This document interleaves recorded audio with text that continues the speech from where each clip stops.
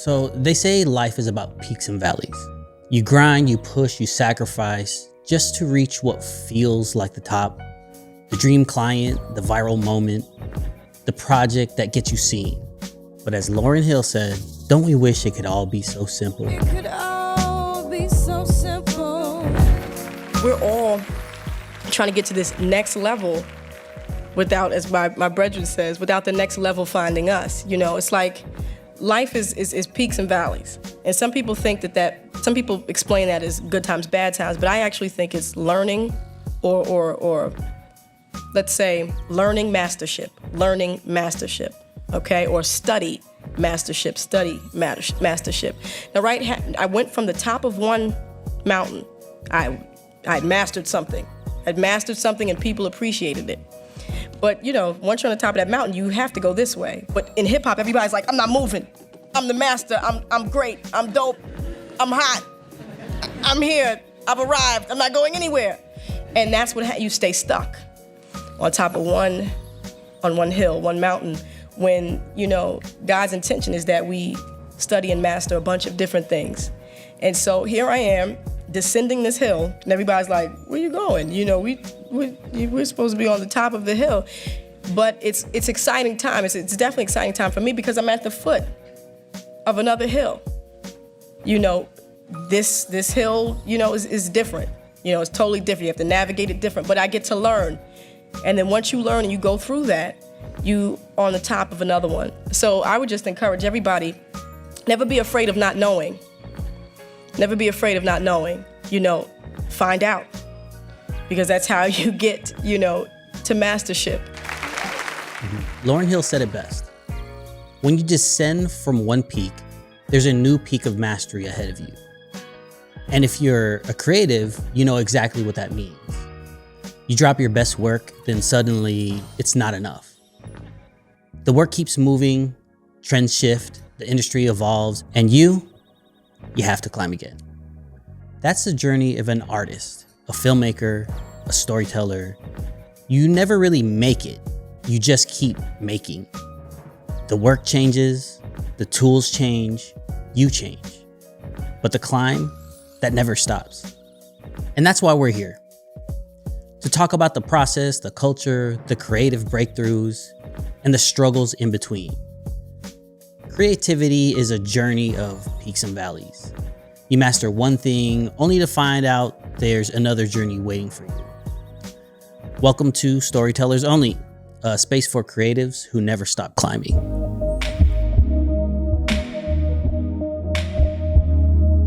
Painkilling every day, shit is more than just a pill now. I get a bit proud. Wanna share this with my peers, but it feels like the pill down. I just pressed on the pedal, but I think that I'm shifting out my gears now. Shifting out my gears now.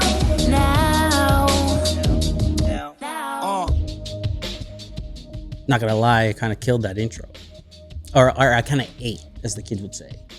In this episode, we're gonna talk about a lot of the brands who've climbed these hills, fallen and pushed back up to reach new levels. First, we're talking about Adobe, and they just released an update. I'm a little bit late on this. It dropped in January. It's called Media Intelligent Search. It's a new AI implementation for Premiere and After Effects. So if you've ever been editing a project and you knew you shot a clip, but there's hours or days of footage you need to sift through. Say there's just one person smiling that you need to find. That process could take forever. But now with Media Intelligence Search, apparently you could just type smiling. All the photos and videos that you took of the people smiling that is in your project will pop up. If this works, this can be very handy and can save you a whole lot of time. We're gonna do a deep dive on that. And in more DJI news, just as I hit publish last week on my DJI little mobile gimbal story, I see that there's an announcement for the DJI RS4 Mini. So it's a powerful new gimbal and can apparently hold some pretty heavy cameras. I did find a lot of videos online that do a deep dive on it, and I want to really check it out because I am on the market for a new gimbal. I'm not a gimbal user, but only because I've always had issues. It's not user-friendly. It's not user-friendly for someone like me, a moron. Okay, so if you're a moron like me and you want a gimbal that is foolproof, this may be the one, all right? We're gonna talk about that a little bit more later. Okay, so how many people like Nutella? I don't think there's a single person that's not like Nutella. We're gonna talk about the tiny details that's been hiding in plain sight on the Nutella logo. Specifically, that N in the beginning, that black N. Have you ever noticed on the logo, the N is black? Why is that? Well, the reason why I'm bringing this up is because the designer who designed that logo recently passed away, and we're gonna just pay tribute to his design idea, why he chose to make that first letter N, and how it worked to make a $1 million company and a delicious snack. And we gotta talk about the God MC, the 18th letter, the R. That's right, Rakim, the God MC himself, is launching a company called Notes Technology. But it's not just another celebrity business move. Rakim is talking about music industry's biggest problem. It's the financial cash advance trap.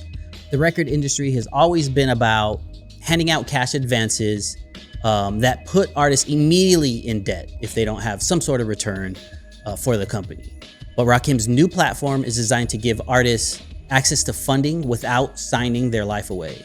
Also access to financial literacy and an AI platform that talks to you with Rakim's voice himself. That's crazy. All right, we're gonna talk about that more. We got all that and more. Welcome to Storytellers Only.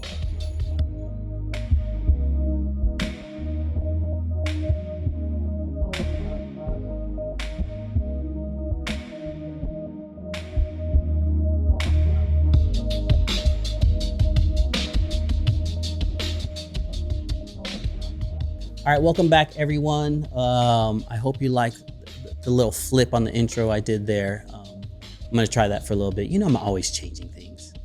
I can't keep doing the same thing. I get bored. But how's everyone doing? I had a good response from last week's episode. I wanna say people missed me. I missed you guys. It seems like people missed me. I don't know. Maybe they're lying. I have a great response to the event, to Storytellers, the event that's coming up. Again, that's gonna be in Oakland, late March 29th. Just booked my flight. So I'll be heading out there in a few weeks. I'm excited. We got artists locked in. I need more graphic designers. So if there's any graphic designers, production and photography is locked in. So I'm super excited. I need to pay the deposit. I haven't done that yet on the venue. And then on to the next one. Next one's gonna be in New York City, hopefully. If anyone has any venue ideas, please hit me up. But I'm focused on just getting this first one done. And then I just need a venue. Let's get the venue done first, and then everything else I'll work on. Is that cool? Is that cool with you guys? Thank you. What else is going on? Okay, so I have another idea. I know, too many ideas. But that's the problem. Over creative, you have so many ideas that you don't execute on. Well, I got another idea I'm gonna throw out at you because I need your help, okay? Besides Storytellers Only, the event series, which has been great, a lot of people have reached out to help, which is cool, and to participate. Now I'm asking for something else. I have an app idea, okay? I wanna build an app, a simple app. It's basic, but I think it could really catch on. I don't know how to do that. I don't know how to build an app. And I did a lot of research. I was trying to see if there's AI tools that can help you build an app, but it's still pretty complicated. I don't know anything about coding. So that's my next goal. I want to try to drop it by the end of this year. It's a long-term goal. I mean, short-term goal, because I wanted to drop this year. But it's an app that'll be focused on helping make content creation easier for people, okay? And I know there's a lot of apps out there like that, but the difference with this is I'm gonna be dumping my style in there. If you look at my work and you like what I do and you don't got the bread to pay me to do something for you, then I can make this app and you can do it yourself, okay? So that's the goal, is to have an app that, say if you wanna just do like an event promo, or like you have a family outing, you need some social media stuff, you don't wanna hire me for that, okay? Because I'm gonna be too expensive for something like that. But I would refer you to this app and it's free. Okay, so I want to build that. Someone help me. We can talk equity. We could talk if you just want to get paid to build it. Let me know. Okay, I have a couple folks that I've been talking to, but they're very busy. They work at big tech companies and they're busy. So hit me up, please. I think this would be a great app. I have no experience in building apps. Okay, so I want to get that done. What else is going on? Oh, you know what? I saw something really interesting.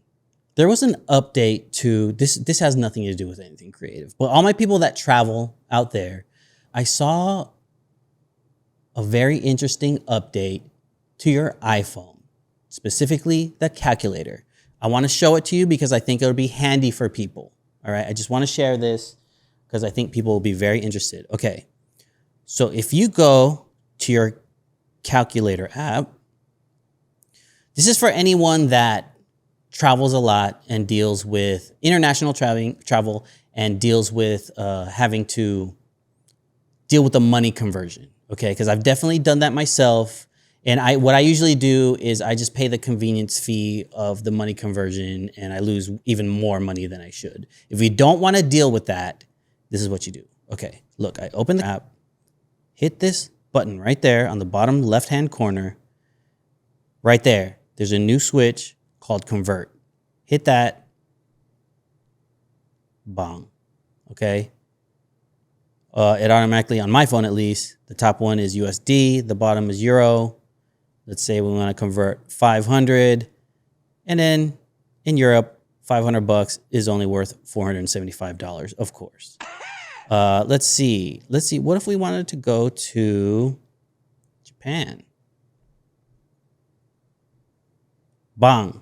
74,770 or 707. Was it yen? Yeah, yes, yen. Which I don't even know. That sounds like a whole lot of money, but you know, things cost like 30,000 yen for like a pencil. I don't know. So there you go. It's just a handy trick that I thought was cool. Next time I travel, I will be using that. What else is going on? Okay. I really like the topic of this show today, the peaks and valleys story, because I always talk about the idea of peaks and valleys, whether in life, a project, storytelling. Storytelling is all about peaks and valleys. Music.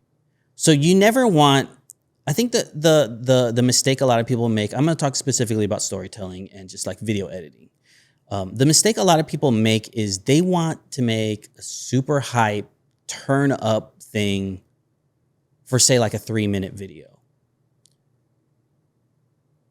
3 minutes of just like hype music and amazing visuals gets boring. Okay. It's just sensory overload. It loses your attention. When you think about peaks and valleys, what you want to do is immediately bring it up. And this is a lot of this I learned from my DJ homies. Okay.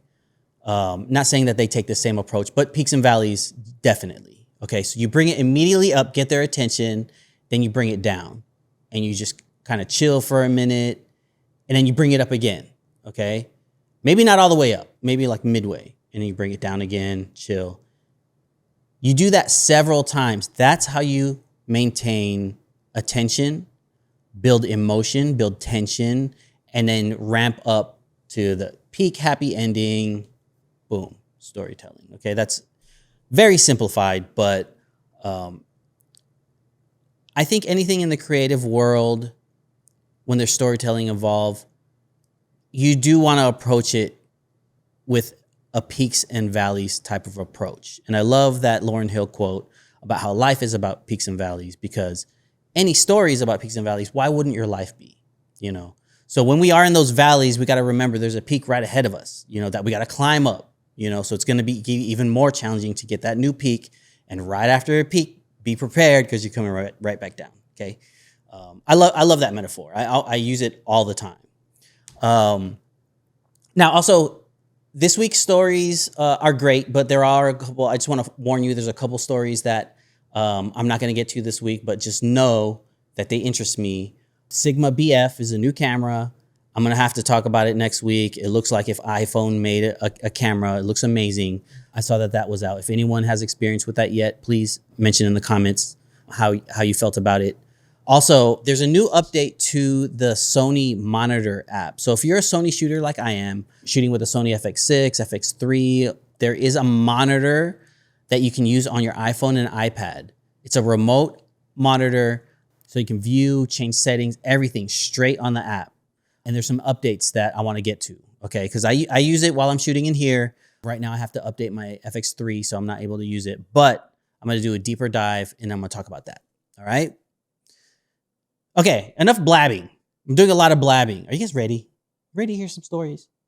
Let's get in some stories. Okay, so Adobe has rolled out media intelligence search. It's in beta, but everyone can use it if you update. I have not updated yet. Long story short, I tried to update my machine. I almost got bricked out of my laptop. I didn't have enough space, so I got to clear. I'm a mess. Okay, if you guys haven't figured it out by now, I'm a mess when it comes to this stuff. So I got to clear out some storage and then update, and then I'm gonna update the new Premiere and then get this going. But they just rolled out media intelligence search, and it's more than just a basic search bar. Right now, if you're working on a big project, finding one perfect clip can be a crazy nightmare. You know that. You got to scrub through hours of footage, rely on file names, or hope you remembered where you put it. But now Adobe AI will let you search using natural language. That means instead of digging through bins or big folders, all you have to do is type something like woman laughing in coffee shop or sunset drone shot, and it should just pop right up. That's exactly what we need. It's like your very own assistant editor just sitting right there with you. Now, if this works, it's going to be a game changer. So let's first look at Adobe's introductory video, see how they explain it. Now you can find the right shots faster than ever using AI-powered media intelligence that automatically recognizes the content of your clips, such as objects, locations, camera angles, and more, in seconds. With the new search panel, use natural language to find imagery, spoken words, or content with embedded metadata like shoot date or camera type, all at the same time. Quickly scrub through thumbnails or scroll through transcripts. You'll get search results from across all open projects. You can jump to relevant moments in the source monitor or edit a result straight into the timeline. And we're in California, so hydration is key. Media intelligence analysis is faster than real time and runs locally on your device. No internet connection required. With AI-based media intelligence and the new search panel, you'll spend less time hunting for the perfect clip and more time editing your story. Coming soon to Premiere Pro. Download and try it in beta today. All right, so why is this a big deal? Because editing takes time. And as you know, time is money. Why not spend less time on it and make more money? Or spend less time and not waste so much money if you're paying an editor. And searching for footage is one of the biggest time wasters in post-production. We all know that. Adobe's goal is to speed up workflows and make editing time intuitive. Imagine being able to find B-roll dialogue too, not just like visual, but also audio, and specific actions without ever having to scrub footage manually. That means faster editing, more focus on creativity instead of file management. We all know that when you, as an editor, how much time do we spend on technical stuff as opposed to actually getting creative with the editing? A lot. Less frustration trying to track down one clip that you took, that you saved. So I've had times where I just couldn't find a clip and I was on a deadline. So I just ended up not putting the clip in there when I knew it would set it off to a whole new level. Or I've had clients that have said, do we have a shot of this that we could put in there? And I didn't think we did, but we probably had like 3 shots. But it was just so much to go through and I had so little time that I didn't get to it. So this can really solve those things. And this isn't just for Premiere, it's also for After Effects, for those that use After Effects. So motion designers and vision effects artists, you can finally stop searching through all these compositions and layers, and you can find exactly what you're looking for, the media you're looking for, just on search. So this YouTube channel, Essential Video Skills, did a walkthrough of the new features. I don't have it again, but he did do a walkthrough in beta. So let's check out what it looks like in Premiere. What I'm going to do is go into Window and go to Search. And you can give it a good description. So I'm actually going to say boat.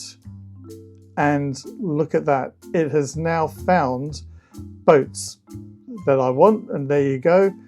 Now, what we could do is try boat on water. And it has detected water in these shots, so it's picked those up. So that's not bad. So there you go. I can identify that now. I can see it here. I can see that it's found 12 of 30 results. Okay. If there was text in there, it would have looked for text. So if there was a sign or some paper or something, or a poster that you'd filmed, there was no metadata showing any of it. I could then right-click, reveal it in the Finder. I could reveal it in my project. So there it is there. I could drag and drop it into a timeline, which I want here. I've not done any grading or anything like that on it. So there you are. That's how easy it is to do. Okay, so I did tell you that I did see a heron. So I'm pretty sure if I type in heron here, maybe there is a heron in there. I don't know. Ignore the title here. But maybe it'll be better if I type in bird. Look at that. Wherever I've got birds, it has picked it up. So how about that? So I could pick that up, drop that in. Let's take a bit of a closer look at that one. There we are. How about that? That's pretty cool, isn't it? What about bridge? Let's look up a bridge. I want a bridge in my shot. Check it out. Isn't that clever? This is really useful. I've got to say that if I'm looking for particular shots, and as you can tell, I have got hundreds and hundreds of clips here. And in that very short space of time from importing it, it took hardly any time at all to analyze it. And you can see that that's a bridge, and so on. So I think this is going to really speed up how I work, and hopefully it will speed up how you work as well. Okay, so of course, that guy was boring, but like it was a great walkthrough. Sorry you sat through that whole thing, but it was a very great walkthrough. Okay, so there's the AI debate. Okay, I always have this AI debate. And Adobe is really spearheading this for creatives because they have a stronghold on the creative market.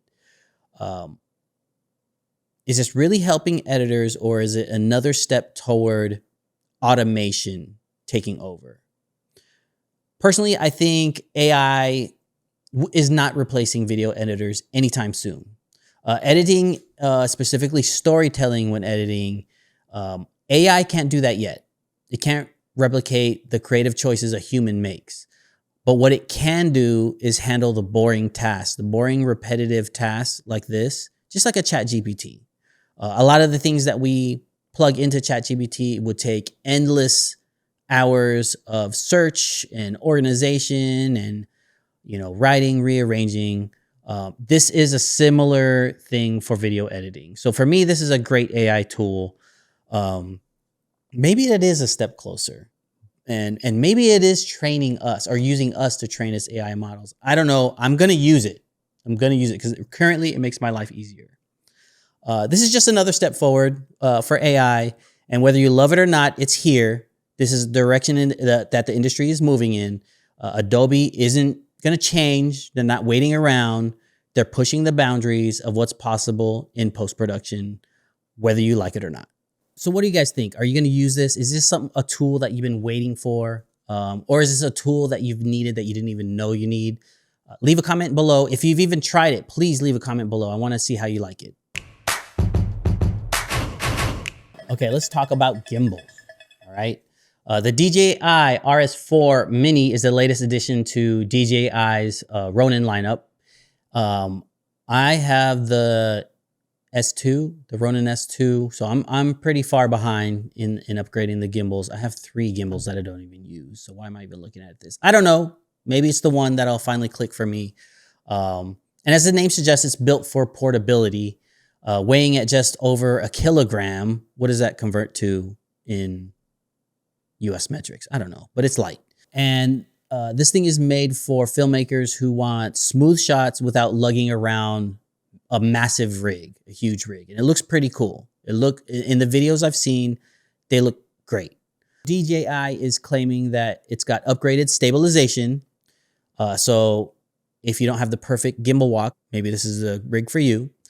Improved battery life. All of my gimbals run out of battery and do that weird beeping thing while I'm using it. So frustrating. And it supports heavier camera setups like my FX6 maybe. So it basically does a better job than its predecessor. So whether you're shooting on an FX3, a Canon R5, or even a mirrorless camera rig, this mini gimbal might be the go-to. So let's check out the promo video from DJI. Introducing the all-new DJI RS4 Mini. Easy to carry, quick to balance, and always ready for action. For the first time, auto axis locks are extended to our Mini series. 1 second unlock, ready to move. Let's roll with it. With the upgraded 4th gen stabilization algorithm, it packs powerful energy with such a lightweight body. The new Mini briefcase handle makes low-angle shots easier than ever. Need to switch camera? Auto calibration easily adapts to different models. Running, filming, and evolving for more than a decade, we know the Mini series has always delivered and now offers even smoother results.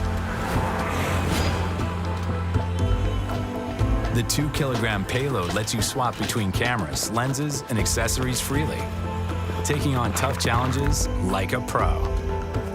By using Bluetooth camera control, you can focus entirely on your creativity. With a quick toggle of the joystick mode switch, you can easily bring the iconic dolly zoom to life. Along with the classic smooth follow mode, we've added a new responsive mode. The motor reacts instantly to your hand movements, delivering seamless tracking for orbit shots. Okay, so some of the features that was mentioned, this gimbal isn't just a smaller version of its bigger brother, so to say. It's got some real upgrades. So first, auto lock axis. No more fumbling with the locks when packing up. Again, a pain point for me when is storing my gimbal. Second is improved Bluetooth shutter control. That's an area I haven't even touched on yet, but if it's improved means it's easier to use, which I haven't. Again, I get confused with all of those settings. But it means that you can start and stop recording wirelessly on more cameras than ever. So it has more compatibility with a bunch of different cameras. And my personal favorite new feature is the enhanced 2nd gen stabilization. Because again, who wants to do the gimbal walk, that weird gimbal walk? If it's true, this is an amazing gimbal. Together with RS4 Mini, we present you the all-new RS Intelligent Tracking Module. It can be triggered by gestures from the subject being filmed. With intelligent algorithms, it enables automated tracking and framing. You can also maintain overall control by initiating tracking with the trigger. Additionally, the module makes blind shots on the move more effortless, without the worry of losing the subject.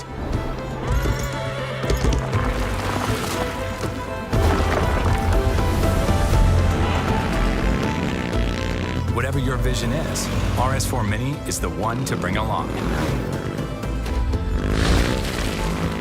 To create more native social media content, it comes with a faster vertical switch experience and a brand new phone holder, enabling a smooth transition from camera to phone. And as you can imagine, the creator YouTube community all got him ahead of time. I am not on that list yet. Can someone at DJI put me on that list? I promise I will do a nice review. Okay, so bottom line, who is this for? If you're a solo filmmaker, a travel vlogger, or like a wedding videographer, or even if you just want to do pro level stabilization and get those real cinematic shots, and you want to be able to use everything from a light cinema camera to an iPhone, this is probably the most versatile gimbal out there for you. The RS4 Mini is a very solid option. If you already have an RS3 Mini, is it worth upgrading? That depends. If you need the extra stabilization power and improved battery, then maybe. But if your current setup is working fine, you might want to hold off. Don't spend the money just yet. If you're someone like me that has very old gimbals and really wants to implement gimbal shooting into the mix, then you need to get this. I think I just convinced myself that I'm going to get this, but I shouldn't be spending any more money right now, but I'm going to get this. No, I shouldn't get it. I'm going to get it. So what do you guys think? Is the DJI RS4 Mini for you? How many people love gimbals? How many people hate them? I'm kind of on the hate list, but if they become easier, then I might get on the love list. Let me know. Are you going to buy one? Do you have one? Are you happy with yours? Leave a comment below.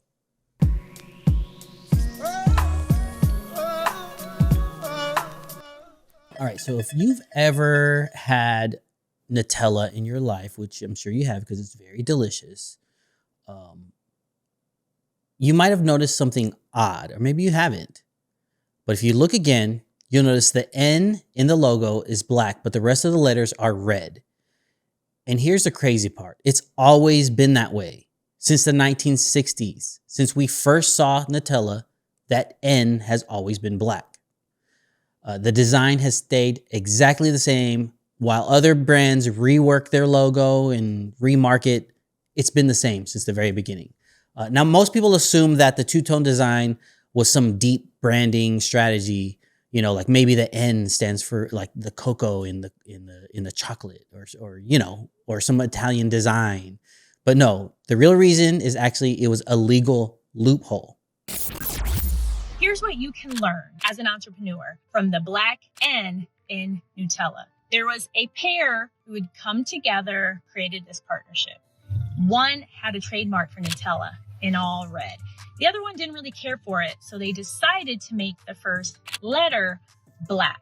This also applies to all of you who are entrepreneurial. You don't have to make major tweaks or come out with some bright, big, bold, new idea or concept. You can take existing things and just make little tweaks to it. When Nutella was first being marketed, Ferrero, the company behind it, ran into some trademark issues with the name. To get around it, the designer Alberto Carboni tweaked the logo just by changing the N black to legally use it. And there it was, the black N. They were copyright free. They became $1 million business. Okay, let's take a minute to talk about the man behind Nutella. So this story recently popped on my timeline because I found out that he recently passed away. He lived a very long life, and I know his work will forever live in my pantry because my kids love this stuff. So do I. I do too. I try to stay away from it, but I like it. And now I'm going to remember this every time I open up a jar of Nutella. Francesco Rivella, the chemist known as the inventor of the globally beloved Nutella, has passed away at the age of 97. Often referred to as the father of Nutella in Italian media, Rivella died on February 14th, coinciding with the 10th anniversary of the death of Ferrero's former owner, Michel Ferrero. Rivella, a graduate of the University of Turin, began working for Ferrero in 1952. 12 years before Nutella was launched. As a senior executive, he played a key role in shaping the company's products, particularly in its chemistry lab, contributing significantly to the brand's success. So why are we talking about this? Why are we talking about the Nutella logo? Well, first of all, because it's delicious. But this is a perfect example of how good design stands the test of time. It doesn't have to be complicated. Carboni's work wasn't flashy. It wasn't trying too hard. It was simple, clean, and did exactly what it needed to do. Be memorable. And as creators, whether we're designing, filming, or storytelling, that's the goal, to make something that lasts. Maybe it's not. Maybe you want to make something that's disposable. But if you're trying to make something that lasts, this is a great formula. So next time you're at the store, take a second to appreciate that design, that black N on that Nutella logo. Let me know, when was the last time you had some Nutella? Leave a comment below. All right, this next story is one I want to talk about because it involves the God MC, but not only that, it involves money for creatives. When you hear about artists signing multi-million-dollar deals, what they don't tell you is a lot of the money isn't free. It's an advance, which is just a fancy word for a loan. The label gives you a big check up front, but every single dollar has to be paid back before you ever see a cent from your music.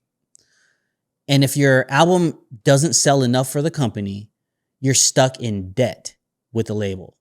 That's what bad contracts are about, and just these bad deals. And fighting to get your masters back. That you don't even get your art, and then you're in debt, okay? This is where Notes technology comes in and hopes to solve the problem that they hope to solve. So Rakim is co-founding this platform called Notes to build a smarter way for artists to access funding. He co-founded with Divine, his business partner and longtime friend. Instead of taking a bad deal from a label, this platform hopes to connect people with cash advances or funding for whatever project. It could be for creatives, it could be for musicians or an artist in general. And it also provides financial education and some sort of AI voice integration with Rakim himself. Let's see the promo video. What's the price of a dream? For artists and creators like us, the grind ain't just passion, it's purpose. It's late nights, bright ideas, and a hustle to turn raw talent into legacy. But too many of us fall short. Not because we lack creativity or vision, but access and know-how. That's where Notes comes in. Notes is more than just a fintech platform. It's a movement, a place where music meets money, and artists and creators claim their power. From access to capital to fund your craft, to financial literacy and entrepreneurship and music business education to master the game, Notes got you. Authenticity matters. Notes is for independent urban music artists and creators, built by independent urban music artists and creators. Whether you're writing rhymes and laying down bars or producing the next big hit, Notes empowers your journey with the resources to make it all happen. From connecting you with lenders and creditors to fund your creative projects, to education, membership, and community, Notes is your key to the next level. Merging music, money, and knowledge. It's time to get paid in full with Notes. Okay, so how does this actually work? The Notes technology is not a record label. It's not a financial tool. It's a platform that helps artists. So it helps them access third-party funding, but on their own terms, not a label's terms. Okay, so it's a way for you to find funding as an artist. It also helps you learn about financial literacy so that you don't get stuck with some deals that you weren't really clear on ahead of time. Financial literacy is a topic that a lot of us are not really grown up learning. So having a tool like this is very valuable. You can break free from a traditional label system. There's so many ways to distribute your music or art now, but there are not a lot of ways to fund it. So this could be a solution for that.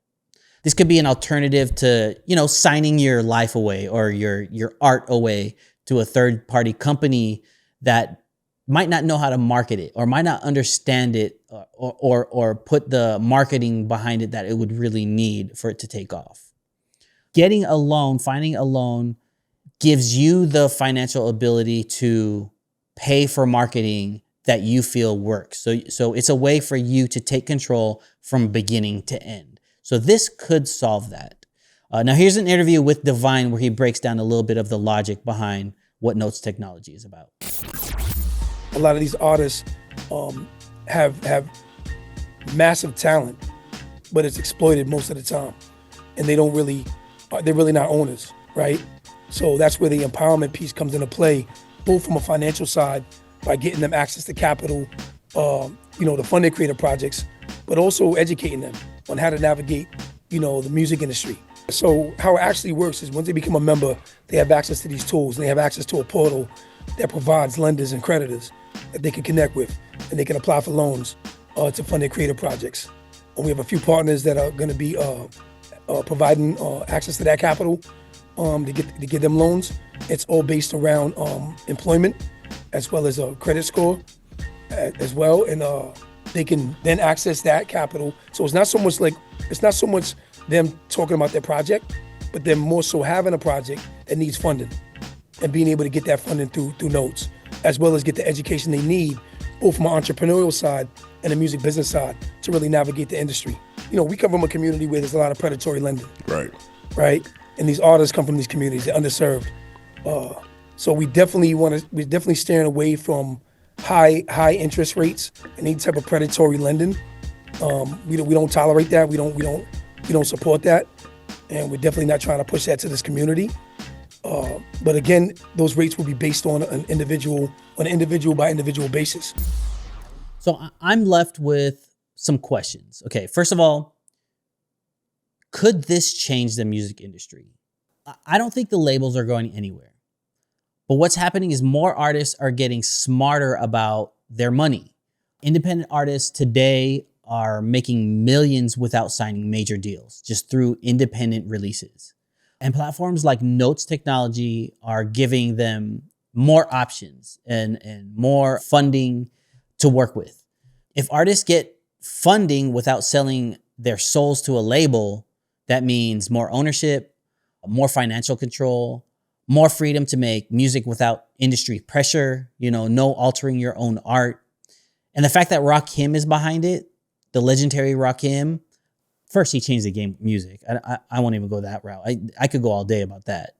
But now he's trying to change the game with financial freedom for artists. And we all know, like, with his experience, he has something to really offer as far as mentorship, right? So my question is, okay, first of all, I want to know where the money's coming from.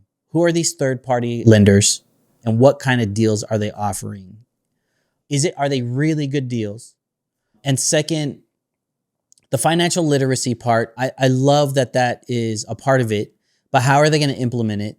Are they just going to dump a bunch of like books and literature on you and have you kind of have to read everything? Or are they going to really make it easy to understand? And also that AI integration. So, I'm kind of just questioning everything. I want to see it in the works.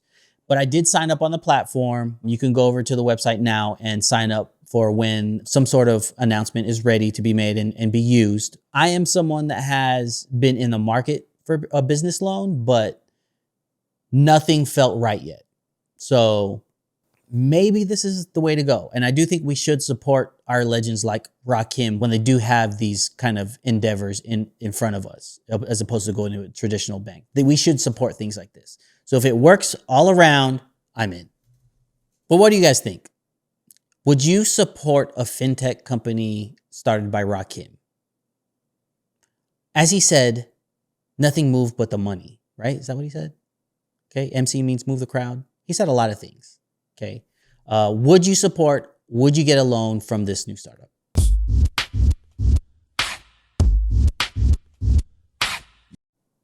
All right, it's almost time to wrap up the show. This feels like it was a long one. But first I want to bring it back to the theme of the show, the peaks and valleys, okay? And I want to talk about my own personal career journey and how I experienced the peaks and valleys of just building my creative agency, okay? Peaks and valleys, peaks and valleys, peaks and valleys, peaks and valleys. Because let's be real, the game is not easy. The creative industry will humble you really quick, but it'll also reward the ones who stay locked in. So if you ever felt stuck or if you ever questioned your path, trust me, I've been there many times. I didn't just wake up one day and say, yeah, now I run a production agency. It really started with a love for storytelling, real people-first, culture-driven stories. I saw how powerful visuals could be, how the right edit, the right music, the right pacing could make you feel something.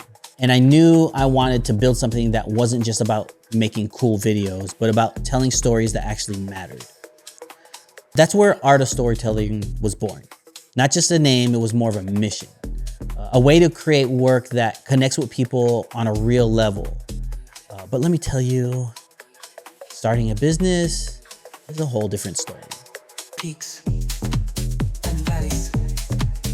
Peaks and valleys. Peaks and valleys. Peaks and valleys.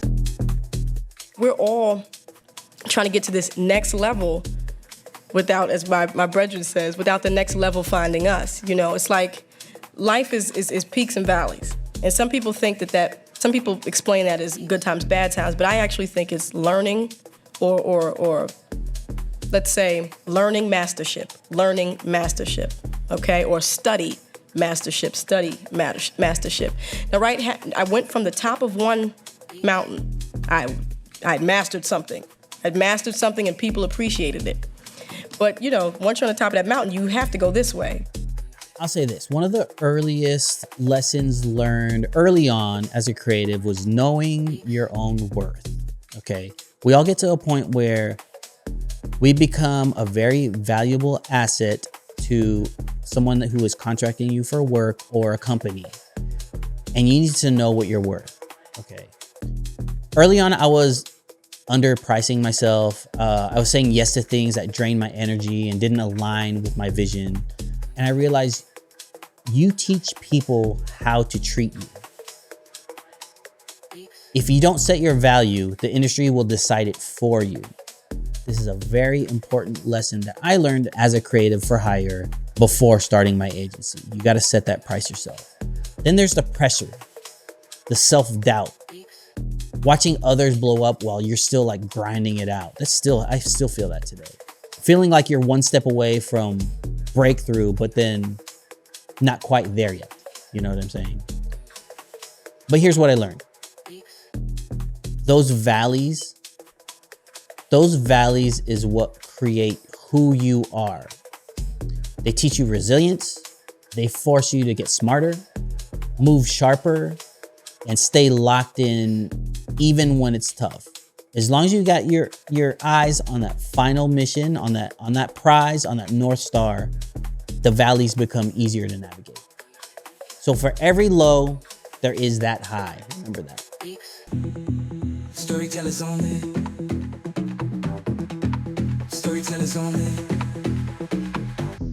And so here I am descending this hill, and everybody's like, "Where you going?" You know, we're supposed to be on the top of the hill, but it's exciting time. It's definitely exciting time for me because I'm at the foot of another hill.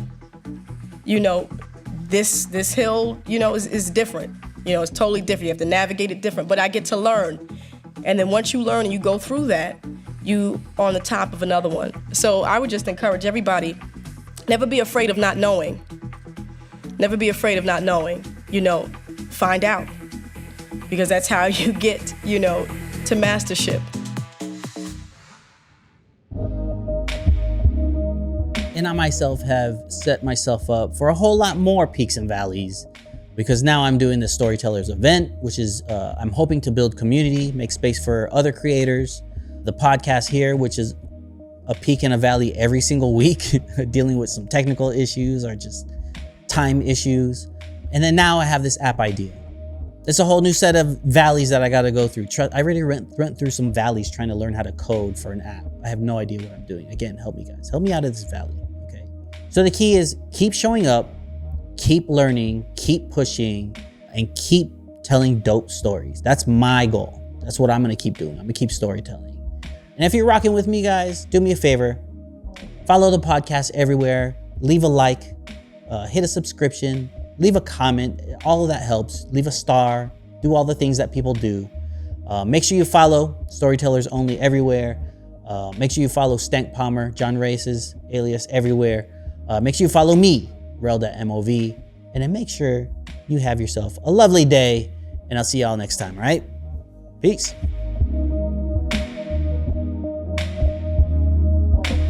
Killing every day, shit is more than just a pill now. I get a bit proud. Wanna share this with my peers, but it feels like the pill down. I just pressed on the pedal, but I think that I'm shifting out my gears now.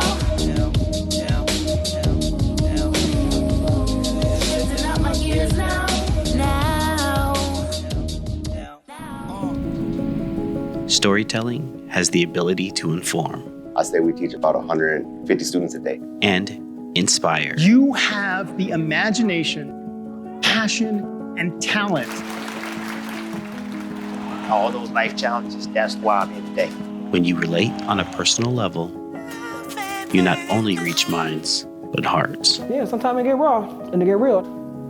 I'm not down to hide no more. It resonates. I knew that there was something about this experience that was transformative. The message becomes relatable when it comes directly from the community it serves. It really just ignites everybody around them. It's a part of us. It's our heart. At Art of Storytelling, we put authenticity first. We put the people first. It would be a shame for those stories to be lost. Thank you for doing this. Sorry. We can't wait to tell your story.